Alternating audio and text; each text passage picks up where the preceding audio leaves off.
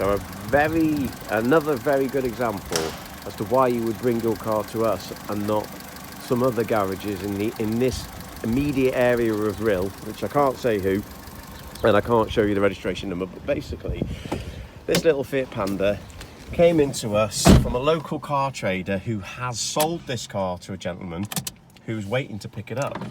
And it's only done 48,000 miles.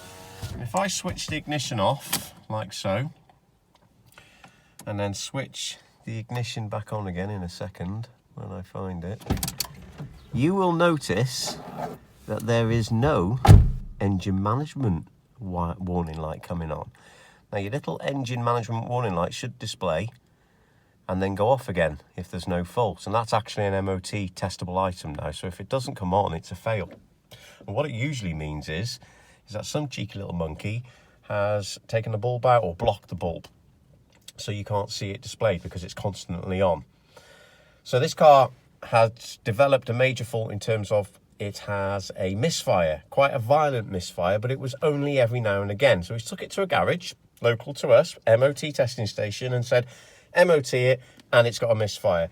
Now their diagnosis was it needs a coil pack, so they put a new coil pack on, and that didn't cure it. So then they said it needs an injector, so they put an injector on, and that didn't cure it. And then they said it needs a set of spark plugs, which they fitted, and then that didn't cure it. So they took the spark plugs out, still charged the customer for them, and put the old ones back in, and obviously sent the other spark plugs back, right? So then they say to the customer, it's the ECU. The ECU's knackered. So eventually the customer thinks, right, sod it, I'll take it to Kerbside Motors because I've used them before and they can nail the problem down usually within a few hours and have it fixed. And that's exactly what we've done. So what we've done is we've realised, obviously, that there's a fault with number 2 injector.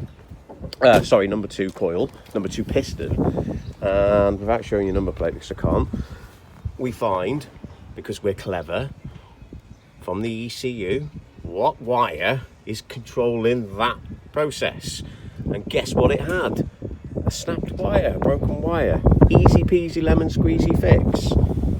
Properly repaired, car runs lovely, no issues, no unnecessary expense, and it's legal because once the customer authorises me to do so, I will remove the pinnacle, take out whatever is blocking the engine management light, or put the bulb back in if it is a bulb one, and then it will come on and go off as it should, because there are no fault codes on this car.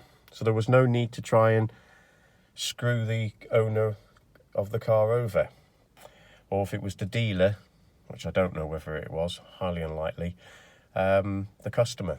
So there you go. That's why, if you can, find yourself a good garage, a reputable garage that actually knows what they're doing. Doesn't have to be us, but it should be us because we are the best. But if not us, then you can use someone else. But make sure that they're telling you the truth, which is difficult because how do you know? How do you know they're telling you the truth? You don't, do you, I suppose? Right, there you go. Done.